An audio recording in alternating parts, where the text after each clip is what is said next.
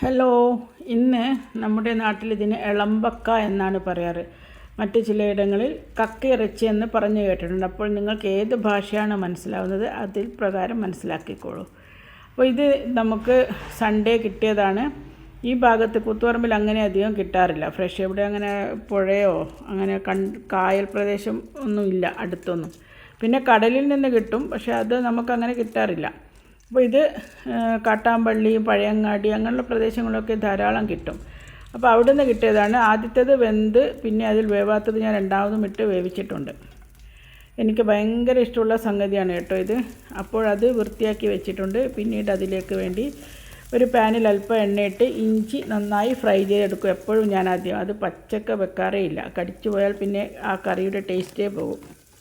പിന്നീട് അതിലേക്ക് എടുക്കുന്നത് 2 പച്ചമുളക്, അതൊന്ന് വാടിയതിന് ശേഷം ഒരു വലിയ സവാള, അത് ചെറുതായി മുറിച്ചതും ഇട്ട് വഴറ്റുന്നുണ്ട്. ഇതിപ്പോൾ ഒരു 3/4 കപ്പിൻ്റെ അളവിനാണ് ഞാൻ പറയുന്നത്.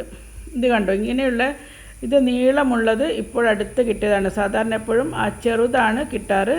ഇതിങ്ങനെ നമുക്ക് ഇളക്കാൻ, വലിയ പാത്രത്തിൽ ഇളക്കാനൊക്കെ നല്ല സൗകര്യമാണ്. അത് കിട്ടിയപ്പോൾ വാങ്ങിച്ചു. ഇത് പെരളശ്ശേരി അമ്പലം, കണ്ണൂർ, അവിടെ നിന്നാണ് ഇത് കിട്ടിയത്.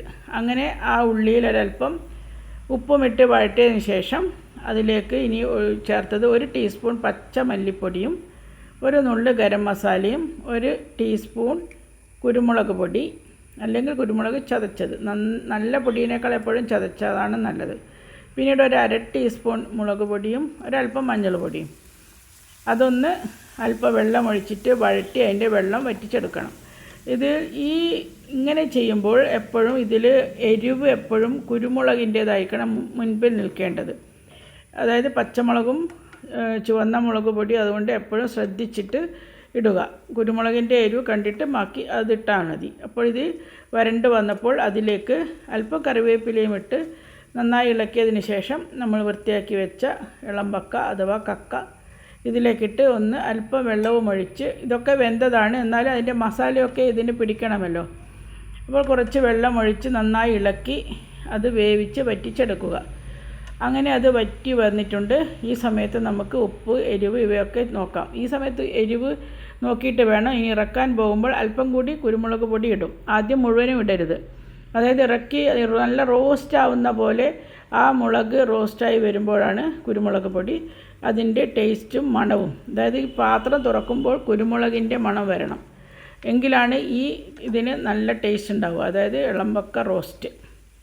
അങ്ങനെ ഇത് ആയിട്ടുണ്ട്. ഒരല്പം കൂടി കുരുമുളക് വേണമെന്ന് തോന്നി വീണ്ടും ചേർത്തു. അങ്ങനെ നമ്മുടെ രുചികരമായ എളമ്പക്ക റോസ്റ്റ് റെഡിയായി.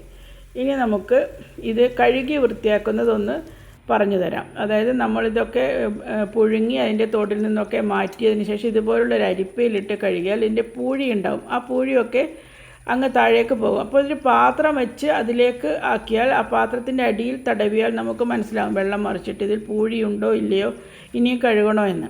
അപ്പോൾ ഇങ്ങനെ ചെയ്താൽ നല്ല വൃത്തിക്ക് പൂഴിയൊന്നും ഇല്ലാതെ ആയിക്കിട്ടും. ഇത് ലാസ്റ്റത്തെ വെള്ളമാണ്, അതിൽ പൂഴിയൊന്നും ഉണ്ടായിരുന്നില്ല. അതുകൊണ്ടാണ് ഞാൻ അത് ചെയ്യാതിരുന്നത്. പിന്നീട് ഇത് നന്നായി ഇങ്ങനെ പിഴിഞ്ഞ് എടുത്ത് മൂടി വെച്ചാൽ അന്ന് ഉപയോഗിക്കുന്നില്ലെങ്കിൽ നമുക്ക് പിറ്റേന്നൊക്കെ ഫ്രിഡ്ജിൽ വെച്ച് ഉപയോഗിക്കാം.